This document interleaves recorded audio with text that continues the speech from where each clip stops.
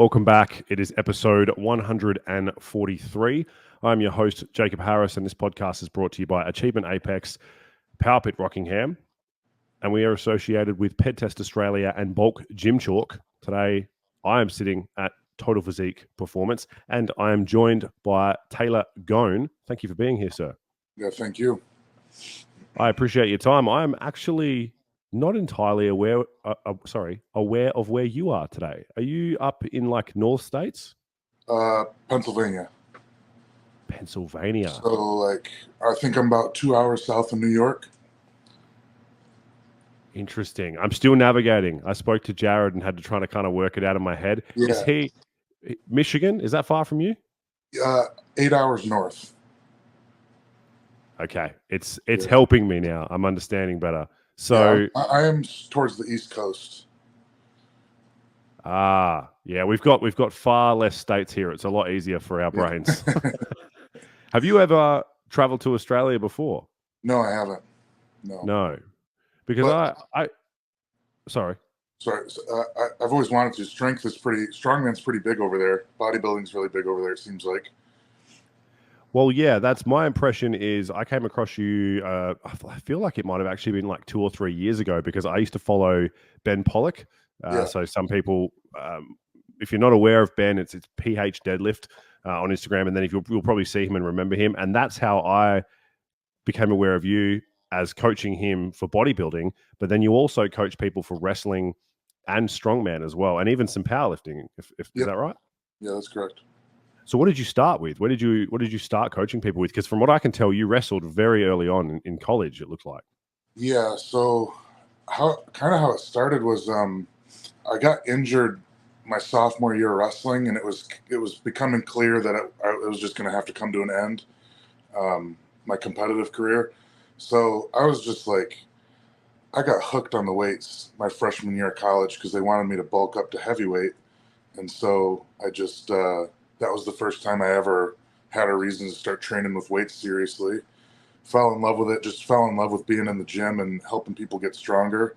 And so it started off with middle-aged women weight loss clients, and then my friends who were athletes who wanted to get stronger, and I was just helping them out for free. But yeah, personal training was they call it the fat mom. The first 2 years you're doing PT, they call it the fat mom phase, because that's generally who you're working with. And some of them wanted to do powerlifting, and so it was just coaching all these women and guys who never lifted before to be competitive powerlifters, and it just kind of took off from there. Ben came in 2020, and there wasn't very many gyms open. There wasn't very many people training, so we just kind of naturally became training partners and started working together, and just sort of sparked from there. Yeah, so I've noticed because you've gone through those, I guess, waves yourself, right? So as I mentioned, and as you're saying now, started wrestling based, and your body weight's kind of done the same thing. So I saw a sort of a very older photo of you when you were quite slim when you were wrestling. Then you got to a point where you were, I imagine, the biggest that you've been when you were doing strongman. I think you were over 300 pounds. Is that right? Yeah, my biggest was 317. Yeah, wow, that must have been, so to convert it for the friends that are listening, from my that's about 140. Yeah, 145 kilos. Yeah, wow. That's how tall are you? 6'2", 6'3". Yeah, so slightly more comfortable on a decent sized frame. It's not like you're short or anything, but that must have been a lot to carry around. I did see some of the things you were doing throughout strongman. I noticed you had done something I'd never seen before, or I hadn't seen at as many comps, was you were training the Viper press for a while. Yeah. And I was, because I've seen log pressing, but the Viper press is one fluid movement, it seemed. And so is that more common? I haven't seen much of it here, to be honest. Is it common over there? It's getting more common. I was having some pretty bad knee problems, and I couldn't dip with the log because it just brings you too far out in front of you. And it just felt so comfortable and so natural that I was like, well, I can do basically the same weights that I can do push press, and so I'm just going to do these because they look cooler and they're faster, and it's just a lot more comfortable for my body. So barbells and axles, I work on my push jerks and my push press, and logs, I just work on vipers. And then if I get to a contest and I can't viper the log, I just suck it up and push jerk it, and there seems to be enough carryover.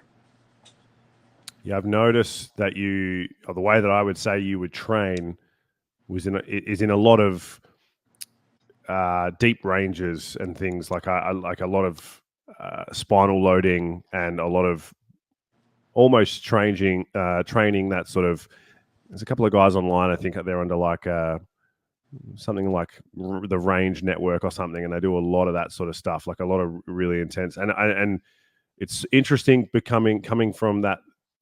If you look at powerlifting versus something like that, because there seems to be a lot more powerlifting seems to be at its like the base of it all is very, you only train this position to this position because that's all you need.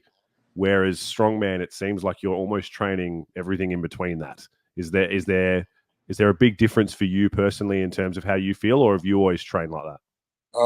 Well, when I was younger and kind of going down the rabbit hole trying to find how to get good at strongman, I obviously went through phases where I was just listening to the strongest and best strongman that I knew, and years later come to find out, well, he was a dumbass and wasn't training to full range of motion, was training more like a power lifter. And I don't even like that, because as a powerlifting coach,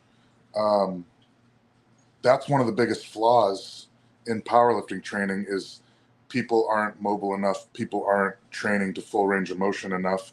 And it's not because they need to get more flexible or they need to have the stellar mobility, but if you are only, and this goes for any sport, if you're only training the specifics of your sport, you are getting further and further away from your baseline, and you have to go back and revisit those things and build that base, so to speak, with those deeper ranges of motion so that you can be healthy and continue to power lift and lift those heavy weights. You know what I mean? There's certain musculature that's developed in those ranges of motion that you don't get with specific and heavy lifting. Yeah, I'm interested in this from I guess, call me selfish, it's a personal perspective. I did some powerlifting for the first couple of years and kind of jacked myself up quite a lot. And over the last year, I did some jiu-jitsu, and I was interested in your maybe approach. I know recently there's been a little bit of a thing getting around. There was a very well-known coach who was making the rounds with something that he said I think it was along the lines of the man that aims to or tries to catch every rabbit, catches none, or along those lines. I'm sure you've heard a similar saying. And it was basically the idea that trying to do everything is standing in the way of you doing something really well. And so for me, I'm struggling and have been for probably the last year because I love bodybuilding, but I love jiu-jitsu, and I don't really know what to do because from what I can tell, anyone who seems to be doing well at either of them takes a break from one of them and essentially prioritizes the other one. Do you think there's, obviously hybrid training is super popular now, and it's not really maybe in that sense, but there is a bit of that. Do you think there is actually a way to go about it where you can get the best of both worlds, or do you think it is as simple as you just need to prioritize one? No, I do think you can get both, but I think you need to step back and think about your goal. Like, I mean, what is your goal with bodybuilding and jiu-jitsu? You personally? I think for me, it's probably, I was probably 65 kilos until I was about 23. And then I discovered, powerlifting and kind of I did lots of hypertrophy, lots of high volume stuff, and just ate everything I could. Got to about 110 kilos. I'm about 6'2". That's heavy for me. And I didn't have a great body composition. So ever since then, I've been kind of like finding my way back to like being more aesthetically pleasing because I'm 28. Who the fuck doesn't want to be, who doesn't want to look good naked? So that's part of it. But then I started to enjoy more. I got involved into did like a biomechanics course and stuff, and got a little bit nerdy on some kind of bodybuilding stuff, and started getting really into that. But then started doing jiu-jitsu and got really into that, and I found myself kind of struggling with both, because I found that they almost butted heads in every way. One of them, I'm trying to be really rigid and everything's getting tight. The other thing, I need the opposite. And this podcast is sponsored by Achievement Apex. Achievement Apex creates some of the best barbells in the world, and they supply some of these barbells to some of the strongest powerlifters and athletes in the world. If you want an Achievement Apex barbell, you can go to achievementapex.com and use the code PORTAPOTTY for 10% off any order that you make. So for me, I kind of got to a point where I thought my goal overall would be to be as strong and as lean as I can, but to essentially get to a point where I can do jiu-jitsu and I can still train and enjoy what I like doing, and I have a good amount of muscle mass without getting really like skinny, but I'm not tight and jacked up all the time. Right. Yeah. I think there's a little bit of everything going on there. I think you do have to be, in order to get both, you do have to be okay. The more advanced that you get with putting one on the back burner, refining one of them, and then switching places and kind of finding how those two build off of one another. Because, hypertrophy and physique improvements and strength, that's great for everything. That's great for any sport. But how do you translate it into your sport? So a lot of what you're talking about can just be fixed with better structure throughout the year, better yearly planning. And I also, movement selection is a big one, because it's important that we're lifting very heavy.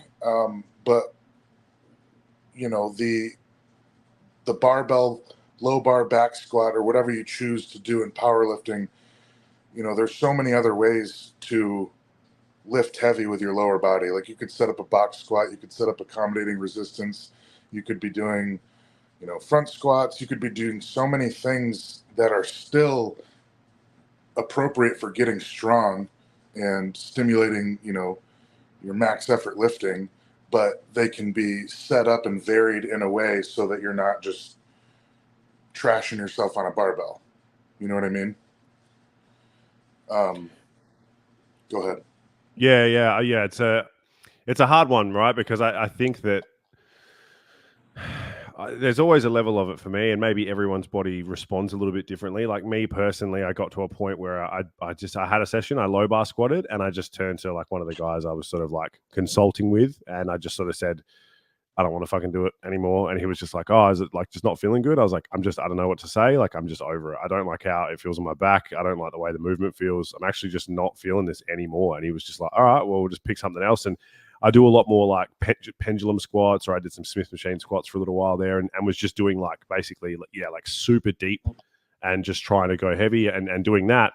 But I found that, it's a structure thing. I think maybe like, I'm training maybe the 4 or 5 days a week, and that's just in the gym. And so part of me is maybe thinking like, almost like what you said, like I could probably pull back to even like a push-pull legs, like, 3 days a week, and probably get away with jiu-jitsu maybe 2 or 3 times. And one of the reasons it feels like they butt heads is because when you lift weights for bodybuilding and muscle growth, typically we're lifting kind of slow.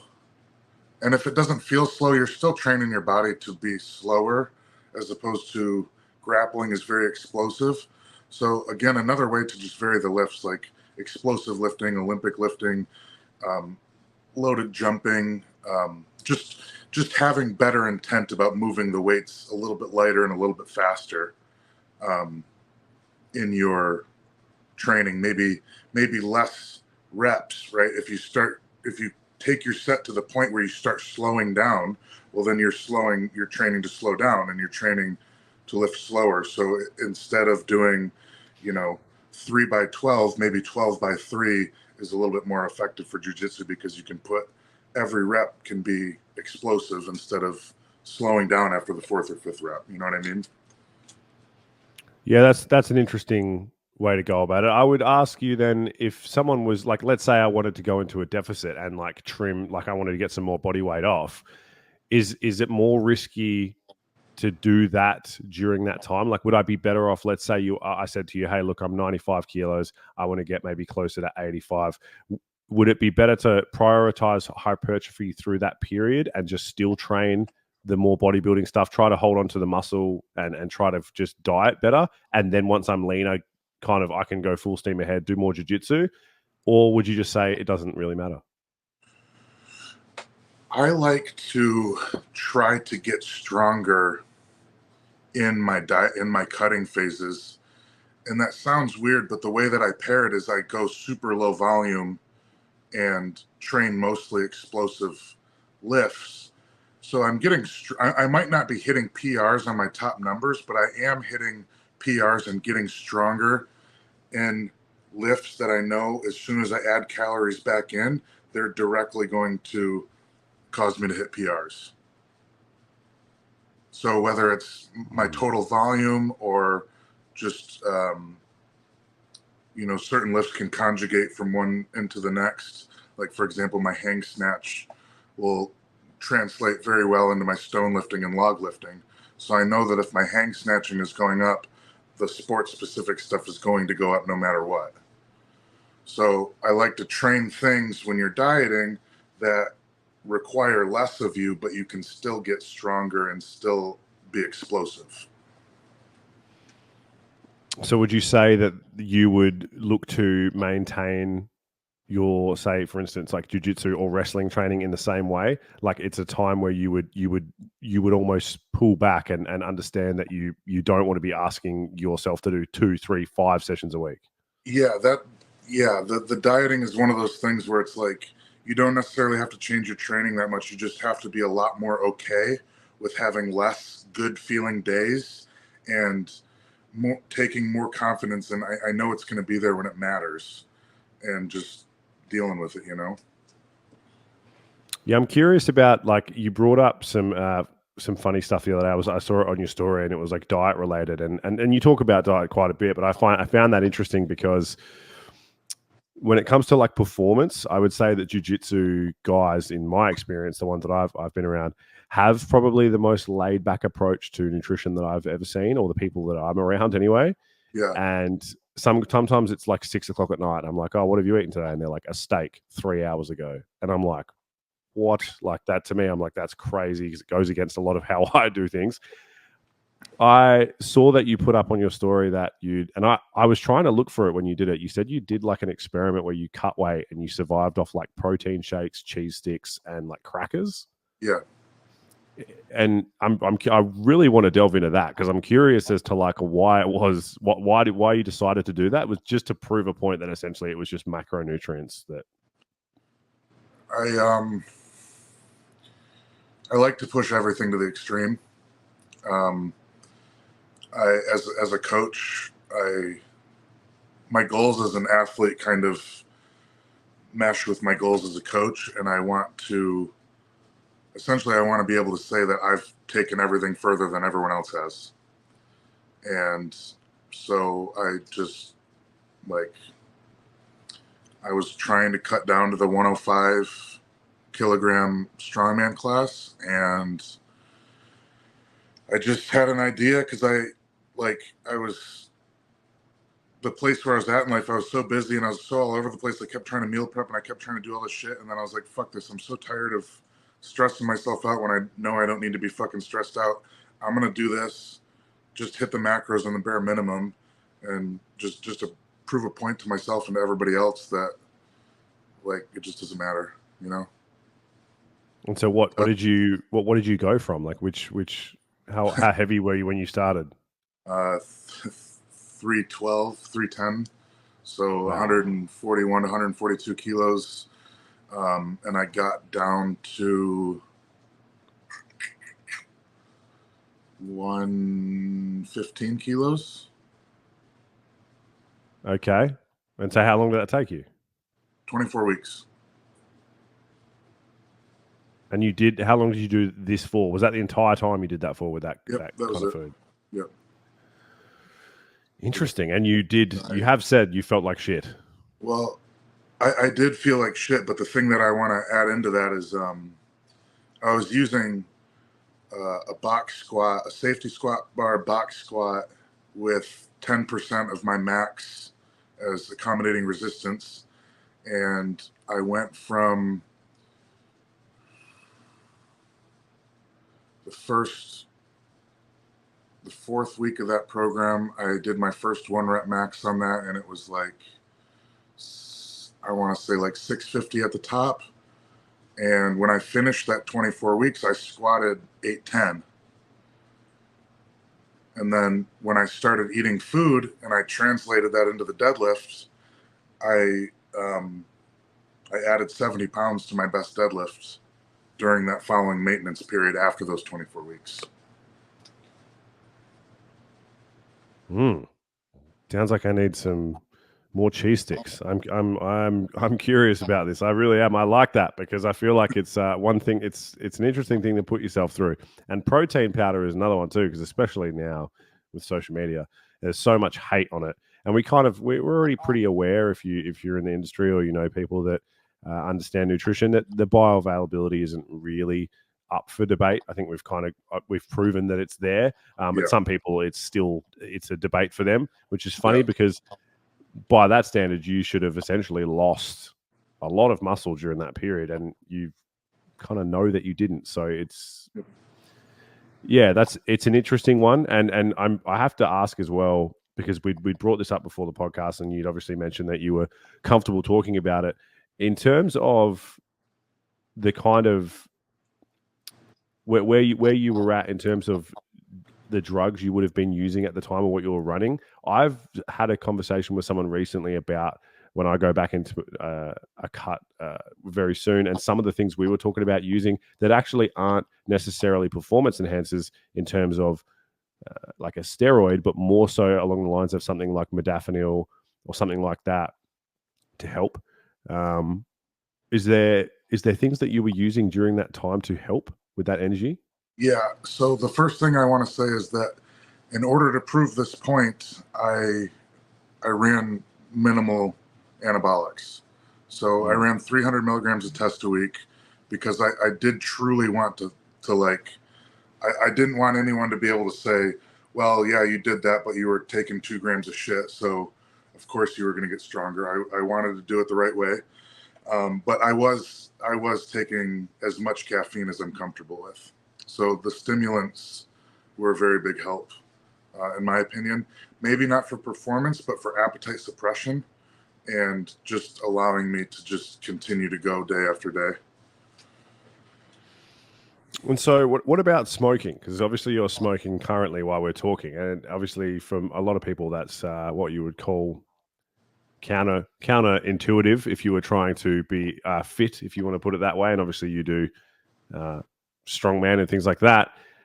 Is nicotine something that is that the reason for like some people smoke because they like it, but nicotine, I know for a lot of people it's obviously well known as a performance enhancer. Is there an aspect of that for you? So at the time I was only smoking weed. Currently I only use nicotine. Like right now I'm kind of in like a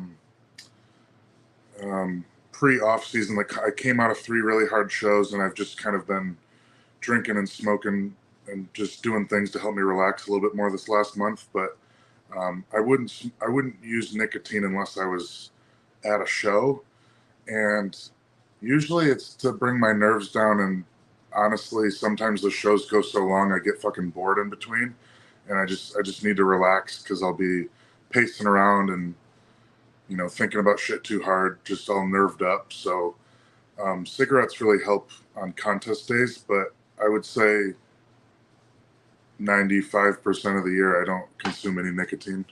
It's just THC. And how do you find, like, THC is an interesting one that's in the conversation a lot now in terms of recovery, because it can, from what I'm aware, affect your ability to sleep well.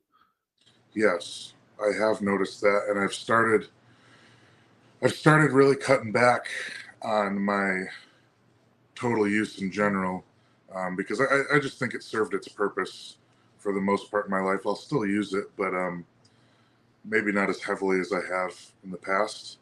But I, when I was younger, it seemed like it helped me sleep, and now it seems like it keeps me up. So I've cut back on that, and that seems to help my sleep a lot. It's probably a little bit harder as well. Is it legal in Pennsylvania? I don't know. I move all over, so I just. I don't know. Okay. So where you are now isn't where you always live? Yeah, I just moved from Texas last week. I'll be here at least through the winter. I'm not exactly sure, but it's I think it's federally legal, so it's just not very hard to get anywhere. You know what I mean? No one gives you trouble for trying to get it. Yeah, I was curious, is because obviously some places over there, you guys have like flat out. What do they call them? Like, Dispensaries? yeah. So we don't have that here yet. It's like, Okay. but we've finally kind of gotten it legal. Now you just get it in the mail here.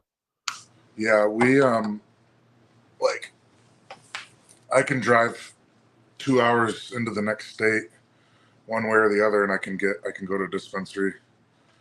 So I think it's medically legal here, but I don't know if it's fully recreational yet.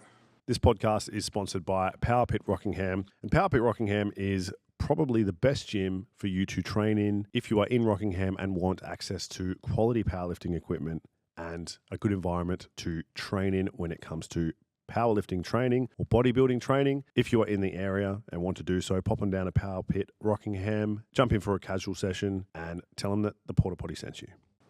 Is there anything else like along the lines of like maybe not a performance enhancing drug like a steroid that you find useful for yourself or other athletes? Like a lot of conversations I've had recently have been around things like peptides or L-carnitine. I had a conversation about telmisartan the other day and things like that. Are there some things that you personally find to be really useful?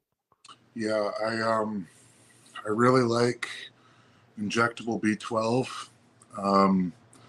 I like, or B complex, whatever. I like that stuff. It's like a glutathione blend. I think it's called Nectar. It's one of Jake Benson's products. I like using psilocybin and kratom and what the fuck was that other one? Oh, well, obviously growth hormone is probably my favorite non-steroid drug. That's a big one. It'd be a lot cheaper over there, I think. I've heard it's pretty cheap over there. Is it? I think it's pretty expensive here. Most people I know, the main reason that I'm aware of that they're not doing it is because of the price. It's almost always the price. And that's how it is here. I just don't know. Like the funny thing is, and this is kind of true because of how expensive it is, but I say this jokingly, but it's somewhat true. But when they ask you like how much should you take, the correct answer is as much as you can afford, because you'll never be able to afford enough to fuck you up. So I like that. It's a simple rule. Helps everybody understand. Yeah. So you mentioned a really interesting one, which is kratom. Yeah. And the first time I'd heard about this is I had spoken to an interesting gentleman by the name of Will Blunderfeld. He actually got very popular recently because he was on the Your Mum's House podcast with Tom Segura and his wife. And if you know who Will is, you know that he does a lot of unconventional things. But one of the things he was talking about was kratom, and I remember him saying something about it being a little bit of a risky drug to take, or people being under the impression that it was. And he was saying that he had a good experience with it, but he said that some people cannot have a good experience with it. I think it's really dose dependent. Like I have a very like firm limit on how much I'll take, because to me, I look at kratom like the same way I would look at like having a cup of coffee, right? Like if I'm having to drink 10 cups of coffee a day, or if I'm like, oh, like you have to be responsible about your intake. And the thing with kratom is that it feels so good and so relaxing, and there's no like scary sides like mushrooms or weed. So And I think the other thing, don't quote me on this, I don't know how accurate this is, but the dosing is like fairly linear. So like your tolerance kind of climbs every time you take it. So it makes you want more and more, or at least you need more to get the same initial feeling. So I don't ever take it more than one. I don't ever take it more than one day in a row. I try to space it out like 3 or 4 days in between. And then I just have a very hard limit on not to exceed this much. And I also kind of build into that. So like, for example, I'll, run 6 capsules as long as I can, and then I'll take a break and then maybe add in 2 or 3 more capsules, but I won't ever go over 12 capsules in a single day. And I won't ever do it. Like if I did a 12 capsule dose, I would wait a whole week until doing it again. So I just really, really try to regulate how much I'm taking in and what I'm needing it for. Yeah, so for anyone who's maybe not aware, because I only really heard Will talk about it once, like why is it, like what is the effects generally of using it, and why is it that you specifically choose to? It seems to it's hard to describe, but it really seems like so one, I really liked it for dieting, because on days that I was absolutely miserable, I could take that and it would just relieve the edge a little bit. Mm. The way I like to describe it is kind of like you get stoned and you have the feelings in your body and a little bit of relief in your mind, but it's not like, like in your conscious mind, you're not like fucking stoned. You're actually like a little bit more clear headed, if that makes sense. It's interesting. Yeah, it's a bit of a, to me it seems to be in the realm of, maybe not in the realm of, in the same sort of way. They seem to be obviously very different, but for some reason it's kind of, I put it in the pile with things like ayahuasca that I'm not aware of. And I've never done ayahuasca. Have you? No, Jared just got back from doing that though. I wasn't sure. I wasn't sure whether we should bring it up, but I do actually think he actually brought it up on the podcast, so he probably doesn't mind. But I'm curious to hear how that went, because it's not. I don't know of anyone here who has it or has done it. I don't think it seems to be really available here. It seems to definitely be more of an American thing. I think it's a South American thing. I don't know anyone. I wouldn't know who to contact to find it around here other than Jared, and he would tell me to fucking buy a plane ticket down to Peru. Yeah, so I'm assuming you just have to go for a bit of a wander, and then you'll come across like a random person and have a full out of body experience, which sounds quite pleasant. And I'm curious about that. So we covered some of those things. So in terms of something, I mean, for a start, the elephant in the room is that your name on Instagram is Taylor Droll, which Yeah. I love. It's got a ring to it.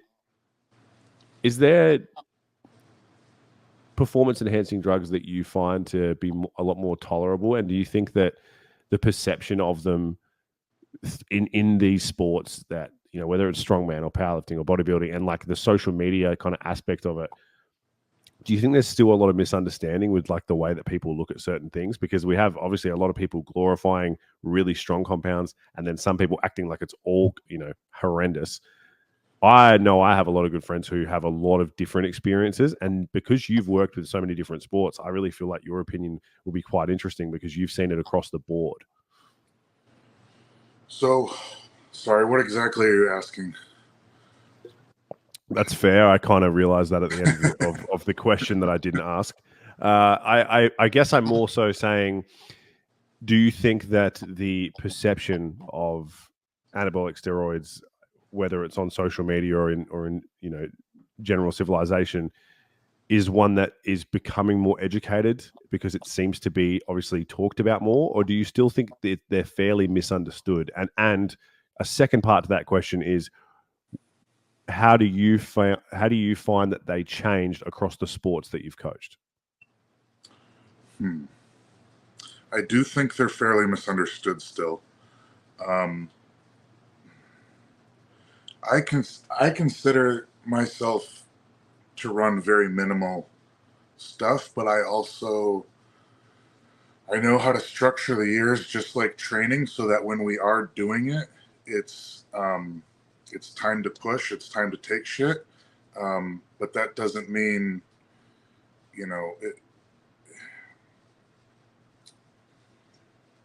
there's steroids is one of the drugs where, like alcohol, for example, it you can kind of very easily see where it becomes, we cross the line into abuse, right? Steroids is one of those ones where there's this huge middle ground, and um, it's way less clear on what we say is abuse or responsible use, because the body just responds so much differently for everyone. But across other sports, I think it's hard because you're having to pass drug tests in the majority of these sports, so that limits a lot of what you can do and the durations that you can do it for. Powerlifting and strongman and bodybuilding, you can do anything as much as you want all year round. And so I think that very quickly leads into abuse and misinformation, because it's like progress on steroids is so fucking easy. It's guaranteed. That's why it should be the last piece of the equation, is because it's like, oh, bro, I added X amount to my total and I did my first cycle. Oh yeah, no shit. Like that's how it should happen. Like it's like an ace in the hole. You know what I mean? So most of what I find in the strength world is there's actually a a way bigger misunderstanding on programming and training techniques and just that whole yearly planning thing that we talked about. I think steroids causes a more of a misunderstanding over there, because what can happen is people can fucking blast their shit off for 3 to 5, maybe more years, and they can depend on that and completely forget how to train appropriately, completely forget how to program appropriately. And I remember, I think I was 23 when I jumped on, and I got done with that first year, and I was like, I came off, and I was gonna run a program again, and I remember sitting down writing that, and I was like, I can't just go up every week. I forgot some of the fundamentals to programming, because that first year was so mindless and so easy to just add weight to the bar every week. So it scared. That's what scared me, not the health stuff, is because I was like, well, this shit's gonna run out. I'm already seeing in my second year of use that I'm having to do significantly more to get the same result that I was getting the first year. So it really made me take a step back and force myself to learn how to program, because I knew as a former like NCAA athlete, luckily I had that experience of like how progress should look every year and the ups and downs of it, because I was like, this is not how it's done. This is too fast and it's not sustainable, you know? Yeah, I think that's probably maybe not as common to hear someone put it the way that you did, which is good, because I think that's where we see a bad relationship develop with it, because obviously if they're not addressing that, much like you did, then that obviously gets worse and it kind of builds up over the years, and then you kind of just have someone who's like completely abandoned. Yeah.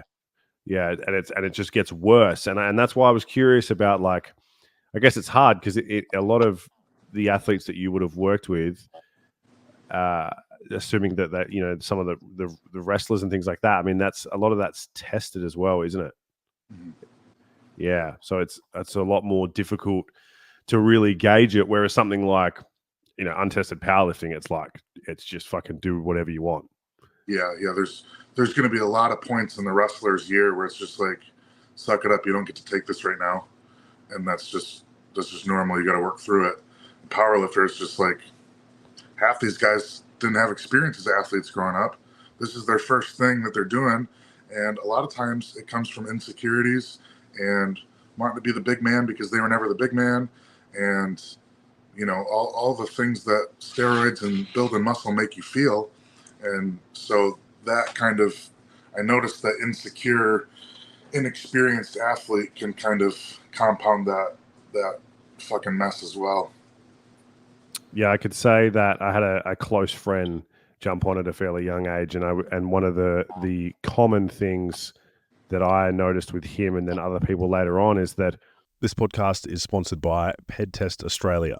If you plan on using or are currently using performance-enhancing drugs, it is very important that you make sure you are doing so, having them been tested before you use them or while you are using them, to make sure that you take care of your health. And you can also recommend that the people around you do so as well. Go to PedTest Australia on Instagram to find out more about the details on how you can test your current performance-enhancing drugs that you are using, or you can find out more about testing other compounds or things that you are putting in your body if you would like to make sure that you take care of your health. If someone doesn't really have a lot of, I guess, assertiveness as a person, maybe they're quieter, they're not very confident, when you give them an exogenous amount of steroids, or you give them, all of a sudden they have all this testosterone, a lot of people don't actually know how to deal with it, and it does lead to a lot of, I would maybe say, directions of thought that work against them, where they start to sort of have confidence they maybe shouldn't, and then you kind of see them do this with their training a lot, and it just kind of, it goes up, and then it's like this, and it's because they're hurting themselves, and they're kind of, maybe their diet's getting worse, and then they're just running more, and mentally they're fucking miserable. Like, I'm sure Ed Cohn, right? Absolutely. Powerlifter of all time.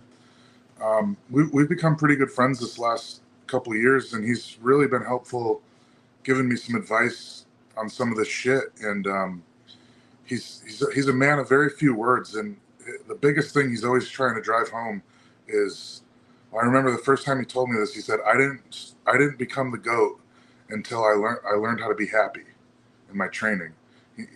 Every attempt that I took, every lift that I did in the gym, if I walk up to the bar and I didn't feel like doing it, I didn't fucking do it. If it didn't feel good, I didn't fucking do it.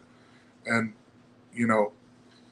if you're fat and it's your first year in the gym and you're following that rule, you should probably follow the opposite of that rule, right? Like, because if you did what felt good, you'd stay home. But, a seasoned competitor who's been fucking banging weights for 10 years, you can listen to that. You've proven to yourself that you're mature, and that my favorite thing in the world is going in there and getting fucked up and lifting some heavy weights. So if I don't want to do that, I should not do that. I'm always going to want to do that. So if I don't want to do that, something's wrong. And a lot of people, I see it so many times, they take that as a sign of, oh, fuck, I'm losing it. I got to prove to myself that I still got it. I got to prove to myself that I'm still strong. And I'm telling you, the strongest motherfuckers in the world, the ones who last the longest, are not afraid to not be strong all the time. Yeah, I find that interesting from a perspective of someone who trains a lot of general population. And one of the things that I have said before that maybe not everyone would agree with, not necessarily the same point that you were making, but I once said to someone, because they were getting frustrated about lifting and basically had a bad relationship with it. She was female and would just literally beat herself up when she would like fail a deadlift, and not even when she was competing. And I was just like, look, you're putting too much into this emotionally. You're actually letting it like really get to you. And she was getting frustrated. She had a couple of like niggling injuries, and I said, look, the thing that you're going to have to understand, and this is something I truly believe, and there's going to be people that disagree with it, because some people want to be the best in the world and we all want to be athletes. But I truly believe that for the most part, longevity is generally the result of being painfully average. And people don't want to hear that, because they're like, oh, well, but then there's people out there who I mean, Ed Cohen's a good example, right? He's doing very well considering what he probably put his body through. And there's more athletes that are a good example of that. Some people have had surgeries and stuff like that, but what I mean is he can still walk. You know what I mean? And she sort of took it in a sense that I wasn't trying to tell her to not lift and she could keep doing what she was doing, but she needed to learn that just being able to lift and being in the gym was actually good enough, that there wasn't this forever thing that you were chasing, because then all of a sudden you weren't happy and you were almost convincing yourself that being an average person was a bad thing. And, you train a lot of athletes, some of them are, including yourself, right? You're doing things that not an average person does. And that's great. It's what you do. It's what you enjoy. But as you said, if you didn't enjoy it, then you wouldn't be doing it. So I think a lot of people who are just in the gym, and you would understand as someone who coached people for a long time and did the 2 years of the mums and stuff like that, people will fail something, and it can be like a dumbbell bench press or something, and they're just an average person who just has a job and they've got a family, and the way that they can let it affect them mentally is insane to watch. It's like they've got so many things in their life that are more important that they're working towards, that for whatever reason, not getting through this set has ruined their whole fucking day. And I think that's not a very healthy relationship to have with exercise, which is kind of a part of what you were saying. Yeah, no, I see that a lot. And I think it comes down to a couple things. Like, one, the programming and understanding what programming is. So if first of all, I'm typically going to prescribe a weight range and an RPE range so that you have a lot to work in. But let's say I prescribe you a set number. I'm like, okay, bro, go in and bench 315 for a 5x5, and you only hit 3 of the sets, or you're only able to complete 295 for a 5x5. That's what it is. It's just communication and feedback. I prescribe something based on what you said happened last week, and previously what I know about you, and I'm as educated as my programming might be, as a number that is. It's still a little bit of a shot in the dark, because I don't know what's going to happen to you outside of the gym until we get to that point of hitting that 5x5. So my favorite rule of thumb that my first coach told me was, because I used to get obsessive about this shit too. It's funny, all my check-ins would be like, I fucking promise I'm not a pussy, bro. I promise I'm not a fucking pussy. I'll hit this weight. And finally he was like, look, dude, you got to give yourself like a 5% range, higher and lower than what I prescribe. That's a very big window to work in, along with the weight range and the RPE range. A lot of people don't understand that programming is like, if you don't hit the exact numbers on the paper, that doesn't screw up the program. I've ran a whole program, again, because I like to prove a fucking point. I ran a whole program on my deadlift where for like 16 weeks, I didn't count the number I was doing. I only went effort based. So I knew the percentage of the jumps that I wanted to take, and I would just load odd plates onto the bar until I reached the desired RPE and hit my rep ranges and set ranges, and then I'd add it up afterwards and see what I did. And that was one of the most successful programs I've ever done. So people need to understand that there's nothing special about the number. It's about achieving a certain level of exertion combined with the current fatigue that you already have, and then just being okay with that and moving on. It's going to go like this instead of like that. I think that's, the overall there for me is something I probably learned a couple of years in, and it's generally that, like, from a coaching perspective, as you mentioned as well, it's response based. A lot of people want to know what's going on as they go into something. I would argue that's probably the biggest thing in the industry, right? Like, how much content is out there that's approach it like this, do this, 5 sets of this, eat this, try that. And it's everything before anything happens. You don't even know who the fuck this person is, what the fuck they're doing, or how the fuck they're going to respond to anything ever. And you're just trying to literally throw stuff at them, which we have to do as coaches. But when you generalize that and try to spread it across the internet, it just ends up being an absolute shit show, which is why half the time, if someone comes in, I've had people in front of me before where they look at you for guidance and they're just like, what should I be doing here? Where should my arms be? Where should I do this? And I will keep it as simple as, I literally just want you to try and squat in front of me, and then I'll observe it from there, because I can sit here all day and give you 100 fucking cues, but that's not going to help right now. And really, I just kind of need to see what's wrong as opposed to telling you what could be right before you even try. Yeah, exactly. Like one of my higher level guys asked me last night, I said, we're going to do stones today. He's like, well, what weights are we going to use? I said, well, let's get in and see how you're moving, because a lot of this is going to be velocity based. And so we'll go as heavy as you can as long as you're moving it fast enough and clean enough. And you might remember this. Maybe this was Dante Trudell. I can't remember, but one of those old school bodybuilding guys, one of my favorite quotes was, it's about stimulation, not annihilation, right? Mm.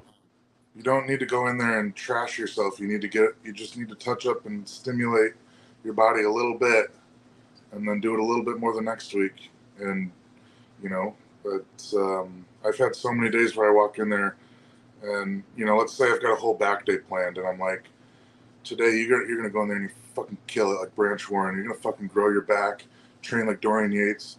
You get in there and you're just like, well, I'm fucked up. Maybe I'll just train like Dr. Mike. Maybe I'll just do the full range of motion stuff, because, you got to be explosive. You got to be able to contract and move slower, and you got to be fucking strong. All of those things, and you got to be big. So all four of those things need to add up together for you to be a bad jack motherfucker, right?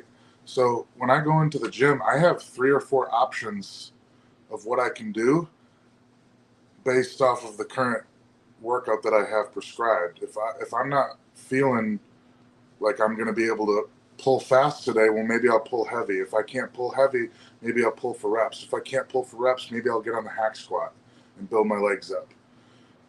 So when you have an understanding of the components that go into your goal, because they're all composed of multiple parts. So once you figure out what all those parts are and you understand them, you can just go in and train whatever feels best. And a lot of times that'll just kind of automatically set yourself up on a consistent rotation, and you'll be able to stagger your training and your fatigue a lot better like that. You know what I mean? Yeah, I find it to be an interesting approach that I think it comes down to really letting go.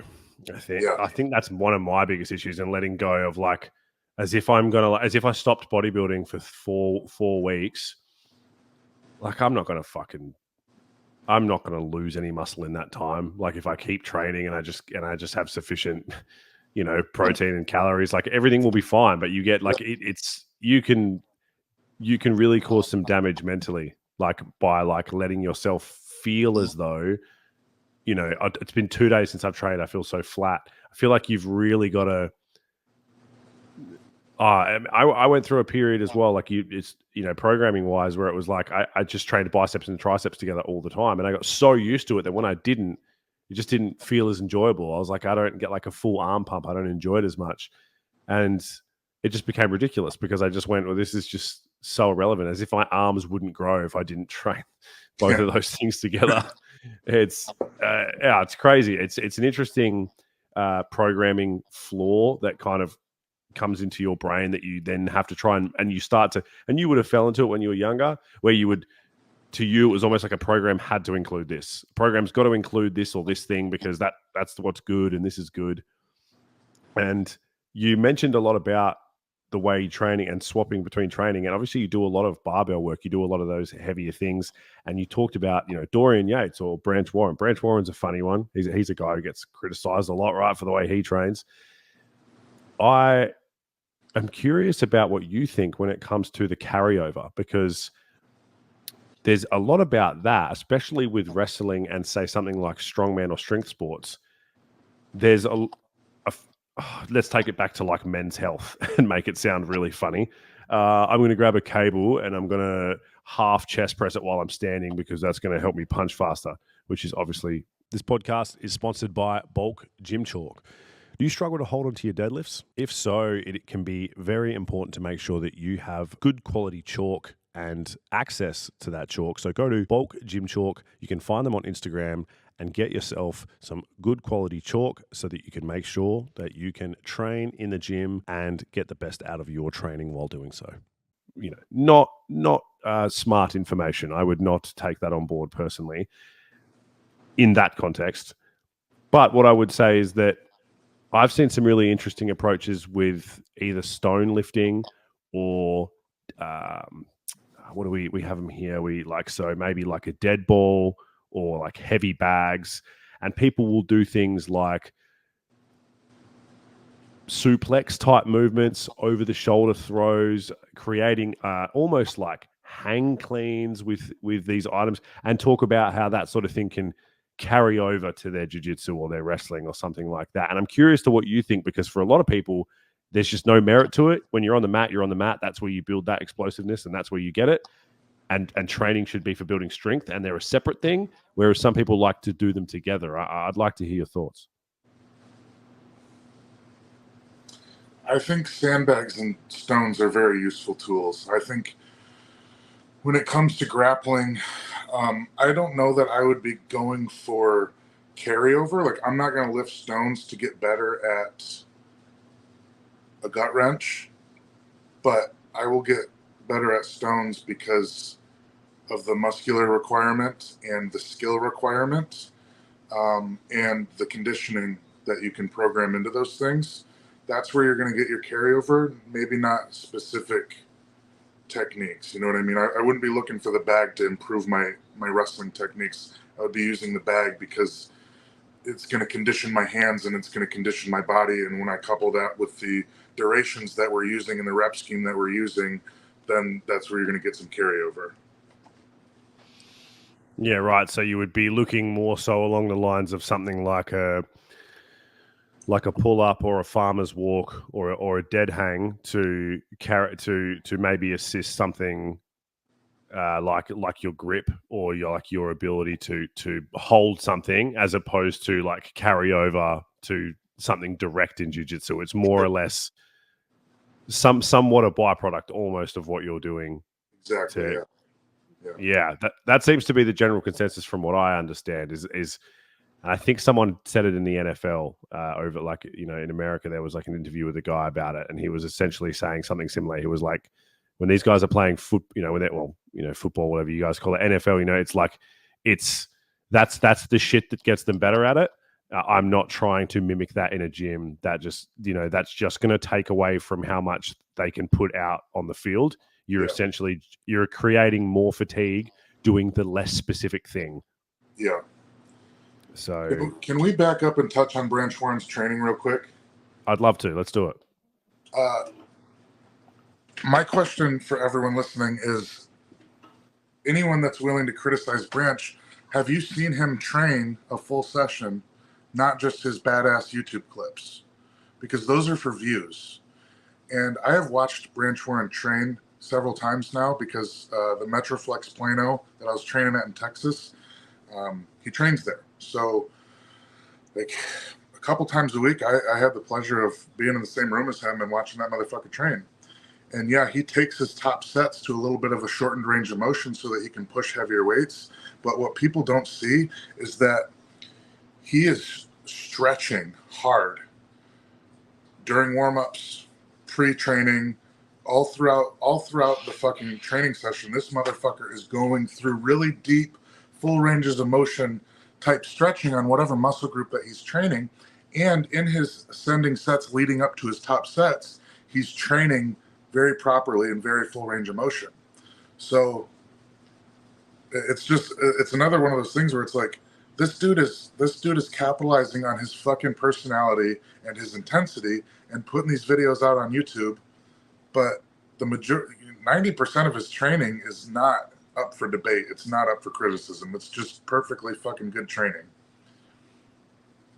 Yeah, I find it interesting because for me personally, like, I would say that I would have a biased opinion on it, because I have seen a lot of the bad stuff, and I would say that because it's just not where my interest was in things. I haven't seen enough that I would be able to look at a video of him doing one of the famous Branch Warren lat pull downs or something, Yeah. And generally, I look at it and think, you wouldn't teach someone to do them like that.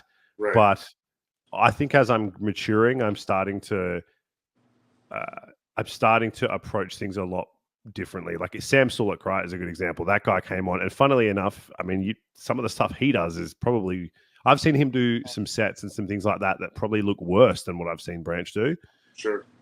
And it seems to get a lot less. It gets a lot of criticism, but seems to get a lot less. He seems to actually get a lot more positive encouragement, and people, and he's obviously got a great following. So for me, my mind changed as well. Initially, here's another guy doing it. And over time, I've started to really appreciate it more and look at it from a different perspective and kind of understand that I don't like the approach that, well, they've got muscle, so you're stupid. I don't like that, because I don't think that's the case. I think there's always more to it. And I think pretty much what you've said is the case. I think you just see things in isolation and then we make an assumption based on that. Yeah. Yeah, I think that's an interesting one. So people do the same with Ronnie, man. Ronnie's a big one too. You watch the compilation. That's the video you're watching. You never watched the day-to-day that guy did. And they obviously done a lot of stuff that maybe wasn't particularly ideal, but it's hard to say that any of that stuff's an issue, because you do have other people doing it and they don't maybe have an issue, or once again, it's the response thing. I think people are different. And I think Branch is fine. He does something that works for him. And if he's just not getting seriously injured using those techniques, and, he's obviously building muscle, he has been for a long time. Yeah. Kind of gets to a point where it's hard to question it. It's an interesting one. It's the same as health, man. It's just, for yourself, it's like, to an extent, when you're doing something that may create some risk, which everything does, because if you are really worried about risk, then be careful next time you get in a fucking car, because there's going to be cars everywhere and who knows what can happen. So the approach I start to look at is something as simple as, even when you're having a period where you're smoking, the risks associated with that. You're basing on what you're doing on how you feel and your overall health. So for the time being, based on what evidence there is and the experiences you're having, it's kind of hard to flat out call something wrong. I think this happens a lot with diet. It's probably diet's probably become more of a thing now. So Branch is a good example of someone that I think's helped me learn to look at things differently, because years ago I would have looked at it like a lot of people do. Yeah. And Sam's a good one too, because I really like that kid. He's a fucking kid. My techniques didn't come together. My control and my understanding of the sport didn't come together until, late 20s, until I've been lifting weights for at least 10 years. Sam is doing the same shit that I was doing at that age and that stage of my training, and a lot of people.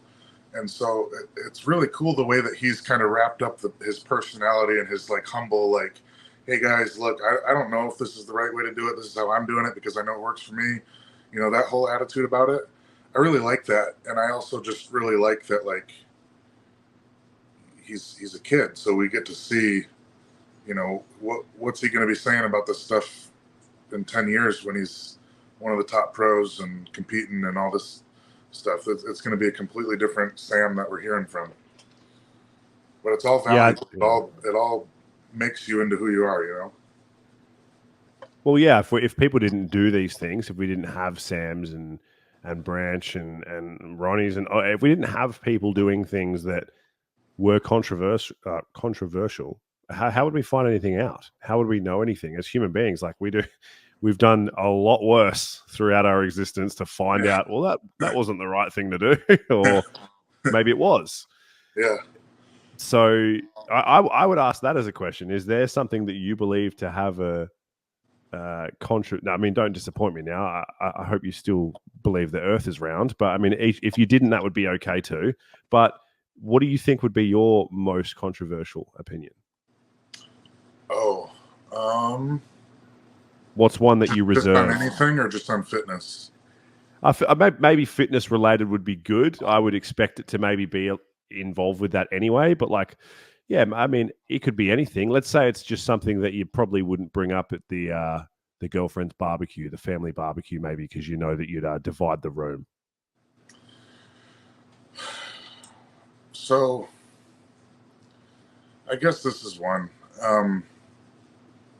When I get young guys that ask me how long they should wait to take gear, or like if there's a certain age or whatever, I kind of give them two different answers. One, I give them the right answer because, it's responsible. I'm like, well, maybe you should wait a little bit. Maybe you should do this. Maybe you should do that. But then I tell them, like, you should just fucking do it, because you're not going to listen to me. If you really want to do it, you are going to just in one ear out the other on whatever I have to say about what age you should wait to, and you're going to go fucking do it. So I tell them that because it either scares them and they're like, oh, I guess I don't really want to do it that bad, or they're going to do what they were going to do anyways and they go fucking do it. So I try to have that middle ground of like, go do what you're going to do, but know that I'm here to help. I'm here to answer questions, but at the same time, I'm not under the illusion that what I say is going to change whatever you had already decided to do before you asked me. Most of the time they're just asking because they want to hear fucking something, and they don't need to hear it. They just need to do whatever they want to do. I can agree with that. I don't know. Maybe that would be controversial to some people. I suppose it would be. I would think it's the same thing. I think that's a good approach to have. I think, people are going to do that shit anyway. And there's like people that they idolize that are on it now. So people need to find out their own way. I've done a lot of fucking drugs, and I don't use PDs, but like I've done a lot of drugs, and if I could have maybe switched some time back, I probably would have done PDs and maybe not done some of the drugs that did fuck all for me. I mean, they were fun, but all drugs are fun until they're not. It's I like it. I like it, man. I think it's good. And so for me, like I kind of wanted to, we didn't go through it initially, but like as we kind of like come to an end, I kind of wanted to go over a little bit. Like following your career is crazy in the sense that it's just been so, you've done a lot of things and you've been around a lot of people. And like it's something as simple as like training at the same gym as Branch Warren. Like I wasn't aware of that. That's crazy to me. And I know that you've like recently, I don't know how recent it was. Was it recently that you'd met Ronnie Coleman? Yes. Yeah. A couple months ago. Yeah. And so I kind of wouldn't mind like understanding a little bit about like where you've been and like what it looked like when you made some of the transitions. Because obviously my understanding was you'd started wrestling first, and like to me, we don't really understand it here, man, because like we do, I spoke to Jared about this. We do none of it here. Like it's not encouraged at all to do any kind of strength stuff here. Literally the most you would see here at a school is like football, and not even like what you would consider football. It's called Australian football here. It's so no one's lifting weights in high school. I didn't have any mates who were. I'm kind of curious if you can take us through maybe sort of like a summarized version of like where you started and then like where the transitions happened and how you got into other areas.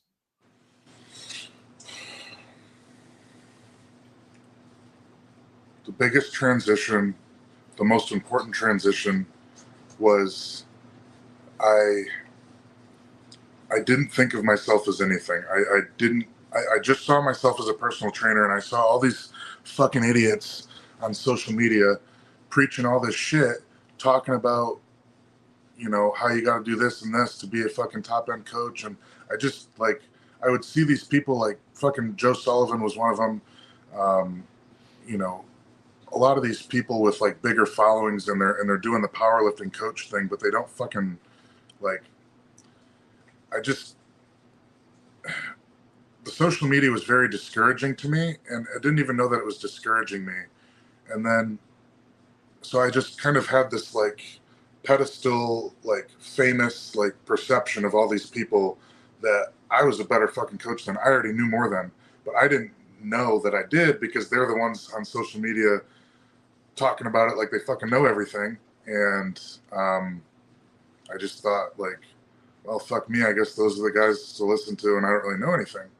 Well, I went out to a seminar at Kabuki, Chris Duffin's place, and it was like 4 days before he took that 1,000 for reps. So he's all jacked up and shit, and like I'm out there at Kabuki, I'm all excited. One of my coaches is Kyle Young. He was a coach, and he was presenting in the seminar. So I'm real excited, and then we get done with that seminar, and I was like, man, I feel like I knew everything in that. And it like started making me click. These guys aren't that smart, you know? I know all this shit. I can do all this shit. They're making world beaters. Why can't I fucking make world beaters? Nothing they said was crazy. Like I know all this stuff. And so that's what sparked it. But then the thing that really sent me in this fucking hell-bent path of just doing everything that I can was I really wanted to shake Chris's hand, and I didn't know what to say to him. Like I wanted to say something, but I didn't know how to express my gratitude for what he's done, because he was a huge inspiration for me. And so he's wrapping his fucking knees for a little pump session up on the stage. I'm getting ready to leave, and I just said the most generic thing in the world because I couldn't think of anything else. I go up and I shake his hand. I'm like, hey, Chris, thanks for everything. You're a huge inspiration. And he doesn't even look up at me. He goes, well, if you're so fucking inspired, go do something great. And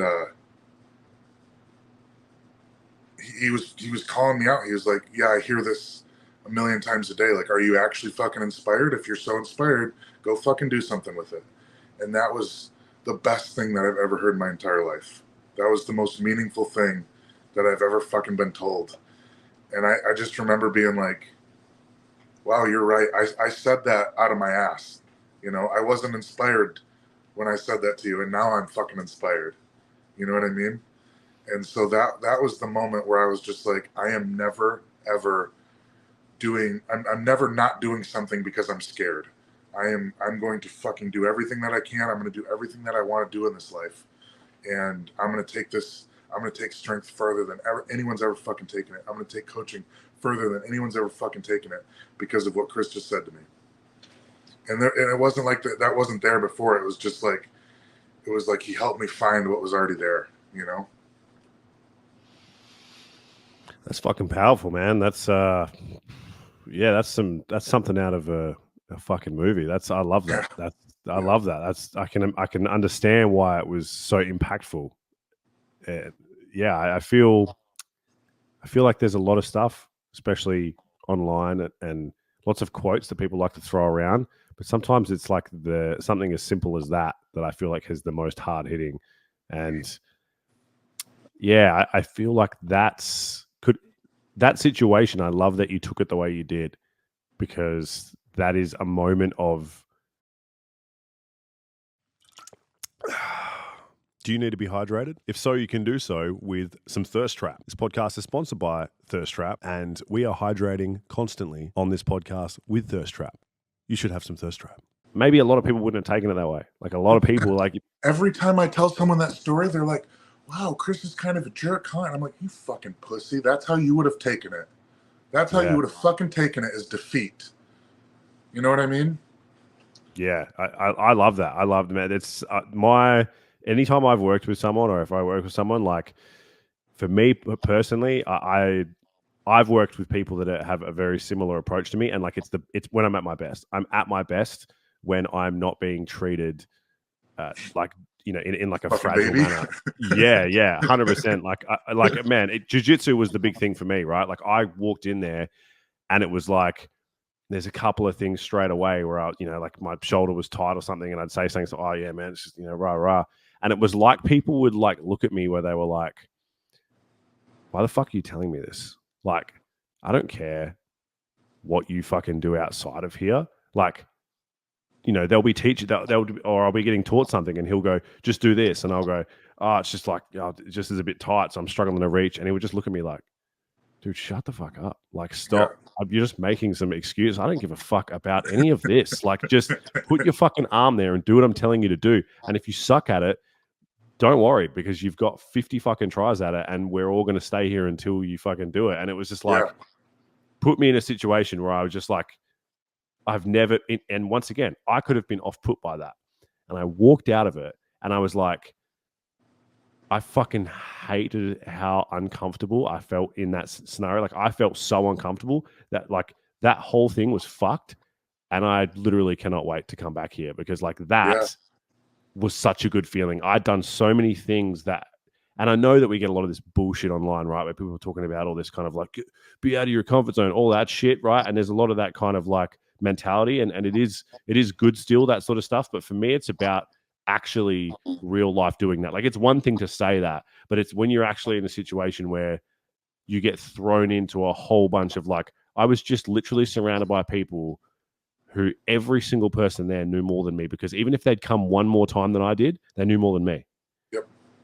And it was just finally good to be a part. And then it was funny because, like I said, this is where I learned. I'd be so like, I'd want to make sure I had enough, carbohydrates before I train. And if this was tight, I'd do this, whatever. And then I was just all of a sudden surrounded by people who it was just like, it's like these motherfuckers would get hit by a car and like shake it off and come and roll. And I'm like, this is wild to me, and it like, I think that's probably where maybe the popularity's always been there, and you would probably know better than me. And I guess being America, wrestling's, like I said, it's really big over there. Where here, I feel like, especially now when I was going there and the year that I've been there, I've seen more and more younger guys come in, and it becomes super addictive because I think it gives people something that is pretty hard to get anywhere else. Mm-hmm. Yeah, no, I agree, man. The best transition moments I've had, I can think of two other specifics, because I was really dealing with a lot of back pain in the beginning of strongman, which everyone does, but it's pretty rare to have other training partners in strongman. It's pretty rare to have that room of people that are supporting each other and doing the exact same thing, because it's such a small, spread out sport. So you're dealing with these back pains and you're like, fuck, man, something's wrong. I shouldn't be doing this. But you try to fix it in all these sorts of ways. The thing that fixed my fucking back was hearing Adam Dirks and Terry Rady tell the same story that you just told them. They're like, why does your fucking deadlift suck? Why can you almost load a 500-pound stone, but you can't deadlift 700 pounds? I'm like, well, my back hurts and this and that. And they just gave me that look where before they even opened their mouths and I got done talking, I already knew it was coming. And they were just like, dude, this is strong, man. Like, your back is going to fucking hurt. It's supposed to hurt. And hearing that fixed my back, because I stopped trying to fix it all the time. And I stopped irritating it all the time. And I stopped like, oh fuck, it's hurting when I bend over. Oh fuck, I'm going to make myself more rigid because I'm scared of this pain. Like, it just made me relax and accept the pain. And then the pain goes away because you're not fucking like, oh my gosh, how do I fix this? How do I get out of this? You just relax and it goes away and it gets stronger. And so, yeah, those moments where it's like, hey, are you going to be a fucking man or are you going to be a little fucking boy? Okay, well, I guess I'm going to be a man. Those moments really, really make you.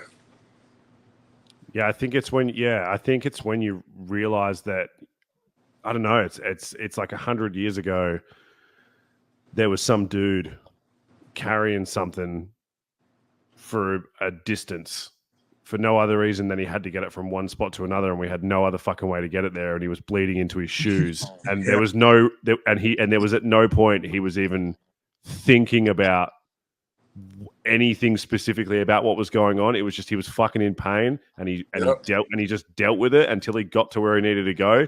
And at some point along the line here, as we developed as a civilization, we lost that ability to just kind of, I don't know, soldier on through something that, as soon as it felt because, like you said, pain, it feels unnatural to people. It's like, oh, that hurts, maybe I need to. Where it's like, it's weird. It's other things that we feel. You feel all kinds of things, and they're normal. It's the same as when you're sick or something like that. It's some people will make massive deals out of something. Some people you wouldn't even know. But for some reason, at some point, it's like we started to voice everything we were feeling, and everything needed to be talked about, and we needed to look at it. And it was like, it's not that that's not a good thing.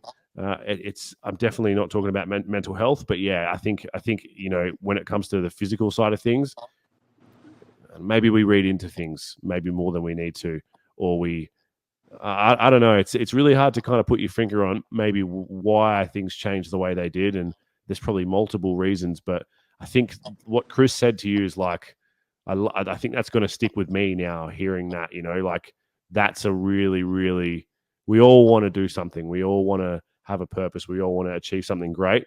And I think sometimes we spend way too much focusing on everything else rather than just actually putting the time into doing that. Just fucking do it. Yeah, I mean, right. That's why they're the best. Yeah, that's knock you there. Exactly. I actually had to. So I have a couple of quick questions for you before you go, and it's more just because you've met some crazy people, and we've probably not even covered them all. I mean, I didn't know that you'd met Chris. Obviously, you'd met Branch, Ronnie, you'd met Ed, and now he's a friend of yours.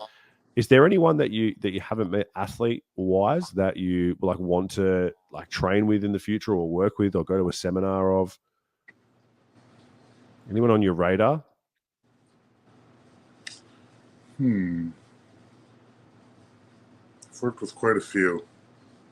Or if there isn't maybe someone, is there someone that you haven't mentioned that it was one of the better experiences that you may have had?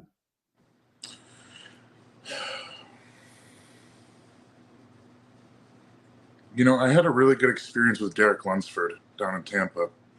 He was a former wrestler as well. And I met him up at a seminar in Michigan, a posing seminar, and I started asking him about wrestling, and we started hitting off a little bit. And when Ben and I moved down to Tampa, he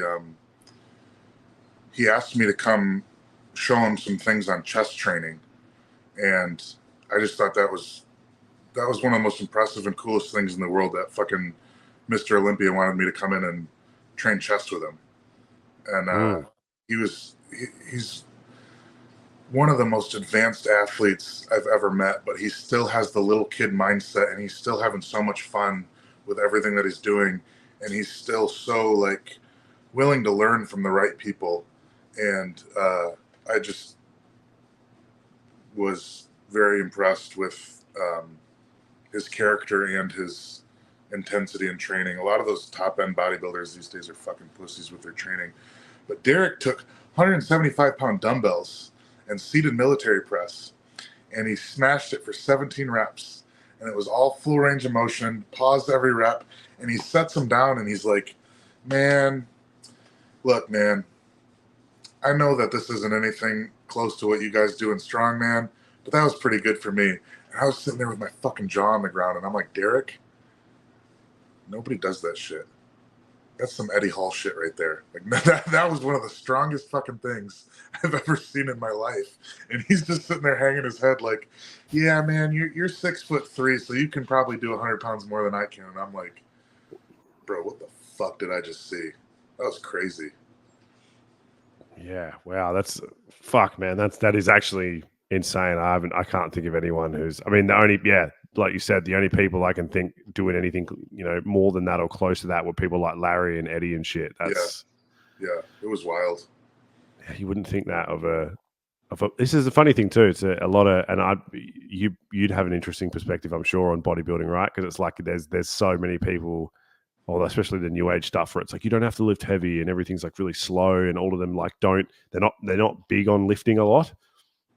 And maybe for what they're doing, they're getting the results they need, and that's fine. But it's interesting to see how much it changes, because you're obviously a bit of a, I don't know if I'd call it like a purist, but I can just tell from the people that you enjoy and the people that you watch, there's so much for you. It seems to be that. I mean, Branch Warren, it makes a lot of sense now that you're a fan of his style of training. And yeah, I kind of thought about that as well. I was like wondering if there's anyone over time. Like I remember I did a really interesting podcast a couple of years ago on Arthur Saxon, and we were talking a lot about like the really, really old school strongman and like some of the crazy shit they did. And I remember we went out into the gym and we set up our version or what we could, and we all were doing some bent presses, which was wild. Man, are you a fan of Arthur Saxon? Oh yeah, I've read his books. I pushed the bent press pretty hard. I did 220 on a circus dumbbell. Was my best bent press. Yeah, I'm a really big fan of Arthur Saxon and his two brothers, I believe. They were all wrestlers. Yeah, we covered it, and it was like it was another one of those situations where I just knew nothing, and it was like this history lesson for me, and I was just blown away by how people used to train. And there was another one I'm trying to think of. Do you remember what one of the maybe the other famous moves they did? Because there was a bent press, and then there was something Two else. hands anyhow. Yeah. Yeah. So that was a bent press into a single arm deadlift. So they were going for the most weight total that they could lift off the ground. Yeah, I remember that was fucking like disorientating, man. Trying that, I was like, it was so. I mean, coming from like doing standard powerlifting training, everything being like super like all in the same plane, like was just never doing anything. Like to have my spine twist and move in that in those, I was like, how like I don't know how fucking weak am I, and how strong even should I be at this? You know what I mean? That's another interesting thing. Once you start training things like rotation and stuff, like how strong should I be at this stuff? You know, and I think those guys, well, they're in a different league. I got to throw out a name for you. I think he'd be a really good guest for you. Emmanuel Pensari from Hungary. He's our current. No, he just won Europe's Strongest Man at 105. He's one of the top 105 strongmen in the world. But I was going to recommend his name to you. You might like to interview him anyways. But after hearing your interest in Arthur Saxon, he just went through and studied like all of those old school exercises. And he would be a really, really good one to talk to just in general. But I think you would really like talking to him about his training methods as well. Yeah, I would love that because so the name that I mentioned earlier, and I'd misspoke. It was it's like Range of Strength Network. Those guys on Instagram, and I follow a lot of their style training. It's very aligns a lot with that older stuff. There's a couple other people I follow that do a lot of that really unconventional style training, and I'm super interested in that. I'll have to make sure that I get his details, and I'd love to. I'd love to have a conversation. Yeah, absolutely, man. I'd love that. I wanted to ask you, because I have a few things before we go. I wanted to ask you in terms of, I mean, you've had a lot of athletes compete and do some crazy things. Is there like an achievement coaching wise? It's kind of a two-parter. Is there an achievement coaching wise with an athlete that is something they're maybe not most proud of, but up there? And is there one for yourself that you were most happy with as an athlete?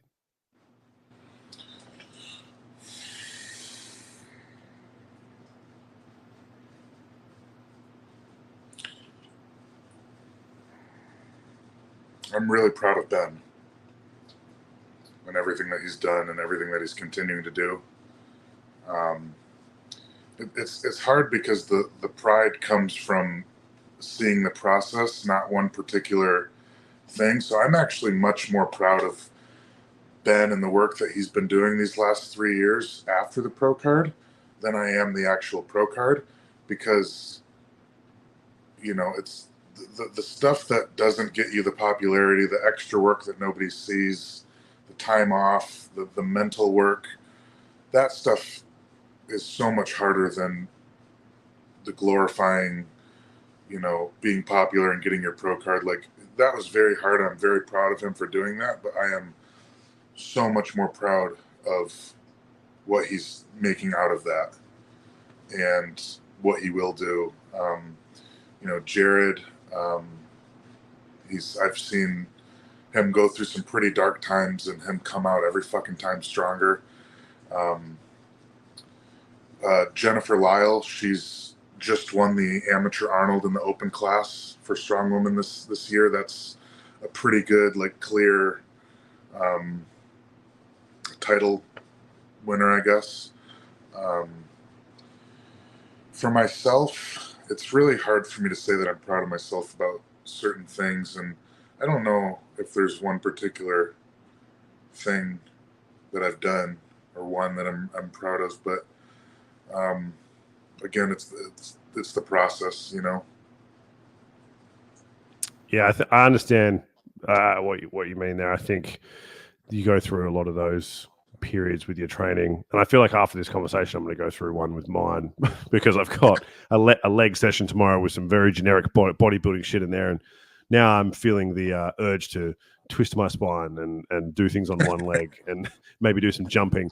But it's hard. It can be really hard to make those transitions when you feel the way you do. You know, like it's, to me, I compare it to stretching. It's like Yeah. if it's sore and you're tight and you try to stretch and it feels like shit, you stop doing it because it feels like I'm never going to, like, this will never change. I'm so fucking jacked up. Like I can't, it's not going to happen. Yeah, exactly. And that's a hard thing to chase because it's not necessarily going to be life-changing for you, but it could be a part of the process that will be life-changing for you. And you need to look at it that way to understand that there's pieces to the puzzle. Yeah, for sure. I would ask lastly, last question is always a big one. Lastly, if you could only do 2 exercises, and this is one I haven't asked in a while, but I always find it interesting because I like it to be based mainly on enjoyment and not necessarily thinking of it from a physiological standpoint. If you could only do 2 exercises for the rest of your life, what would they be? Stones and pull-ups. I like the conviction there. You know what you want. It's good. Yeah, I've thought about this. I love it, man. That's good because like I've heard some answers that are like fairly underwhelming, but when someone says something unconventional, and then also like pull-ups cover, like in terms of an exercise and how good they are, like pull-ups have always been one for me that have been, I don't know, they're hard to fault. Their value is so good in so many ways. You can get so jacked on a pull-up bar and a dip machine. You know what I mean?